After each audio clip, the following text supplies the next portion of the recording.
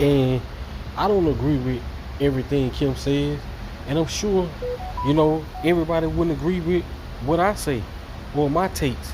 Now at the end of the day, I know sometimes, you know, not saying nothing is good at times, but for for Kim, she feel like, you know what? If you ask me the question, I'm gonna give you an honest answer, and I'm not gonna not answer it, you know. But I do think there's sometimes that you don't have to answer everything. Um, I think you can no comment sometimes, but hey, that's who she is. At least one thing about that is you're gonna know where you stand with her because she's not gonna sugarcoat it. She gonna tell you exactly how she feel, and sometimes it can hurt people.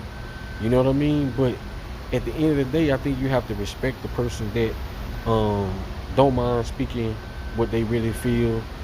Don't play the politics because you have a lot of coaches out here that do play the politics to placate to certain people and things like that. But you're not gonna get that with Kim. What you see is what you get. She's not gonna hold back, and that's gonna rub people the wrong way. But I think at the end of the day, you have to respect it because at least you know where you stand, and I think you can deal with it.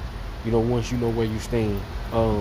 But that doesn't take away from her coaching ability, her being able to instill confidence in her kids even when they probably don't have the confidence in themselves. Uh, and that's half the battle in sports, because you're gonna have ups and downs. But if you can stay level headed, um, stay focused, stay mentally strong, you can defeat that.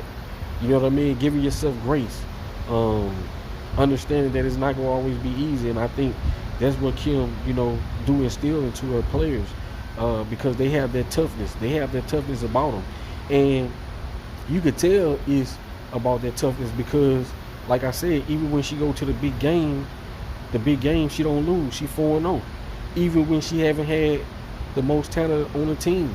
Like I said, our team, they just defeated South Carolina. Everybody had them favored to beat LSU, but Kim was like not so fast, and they were able to get it done. You know what I mean? Players that hadn't showed up in the postseason as much as they would like showed up in that game. So that just shows you the caliber of coach that Kim Mulkey is, and she don't get enough credit for that, because people get caught up in the outside or you know some she might have said, but that